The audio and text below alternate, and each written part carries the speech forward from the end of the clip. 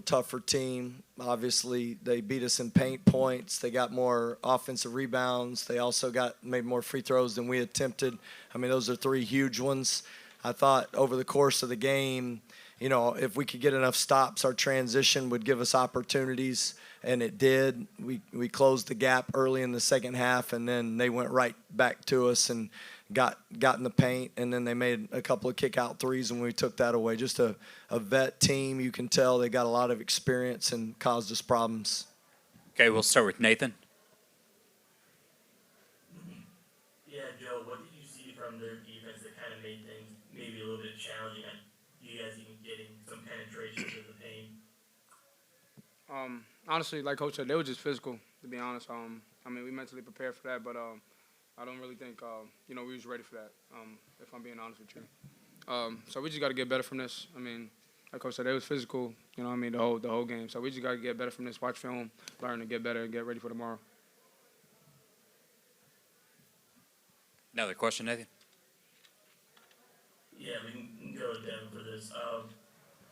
Despite that kind of thing, what do you think of the ball movement out there? You guys had 17 assists to 21 field goals. It seemed like it was moving. How did that kind of feel for you? I think we played together for the most part of it. We were just trying. I think it was defensively, like you said, they were more physical. Just attacking us, backing us down in the paint, and really got punked. We got to be better tomorrow, and yeah, and I take accountability in that. Yeah, but I think we played together offensively and was trying to look for each other and made some big plays, but yeah, we didn't pull it out.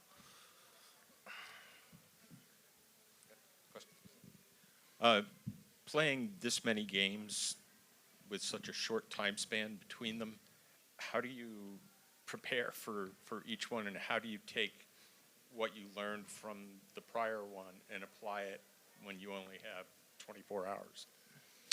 Yeah, well, obviously we've got less than that for tomorrow with the 12 o'clock tip. So you always got to rely on your training, right? It's what you've done in October. It's what you've done in the summer in preparation for these moments. And we've had a short time together, but I know this team has practiced really hard. So how do you go out there and, one, you got to give great effort. Doesn't matter, the scheme. You got to have great effort. And then ultimately on these quick turnarounds, how do you improve? And this team, what I told them in the locker room is every opportunity we get together, we've got to improve.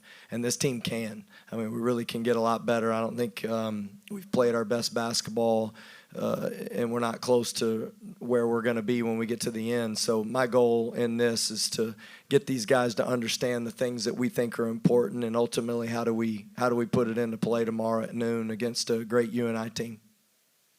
So does that mean that you'd like to see Villanova again this year? We'll take any opportunity. If we're playing them again, that means we're playing postseason basketball. Yes, we do. We'll go to David Collier. Hey, Coach, I apologize if you mentioned it in the opening statement, but given the way that the Villanova was playing defense, were you pleased with the way your guys were able to knock down threes tonight, or this afternoon, rather, given some of the early season struggles? Yeah, I've never thought that would be a problem for this team. Honestly, I've always believed that if we learn to share it and play together, we'll get opportunities. These guys will make baskets when they have chances. And really, what we've talked about from the beginning is just the physicality and how well can we defend and how well can we rebound against teams that have great size and attack you, and that was obviously a problem, but three-point shooting wasn't. But I love the way our guys shared the ball. The first half we had too many turnovers. The second, you could tell we settled in, and we really found the open guy and took advantage of it, especially in transition. Any other questions? Yeah, you guys cut it within three there late in the ball game. Can you kind of go over that last stretch of the contest where Villanova was able to pull away? Yeah, ultimately, with experienced teams, you get a composure level where you don't panic. And I thought they were not only able to get the ball to the paint and draw fouls, but get layups in that segment where we had gotten it close. They came out of the timeout and had a great ATO that got it to the paint, and then they hit a three, and then all of a sudden the next thing you know you're down 10, and then you don't need to feel like you got to get all those back at one time again. And I felt like we rushed a few possessions offensively, and that's where your offense needs to complement your defense.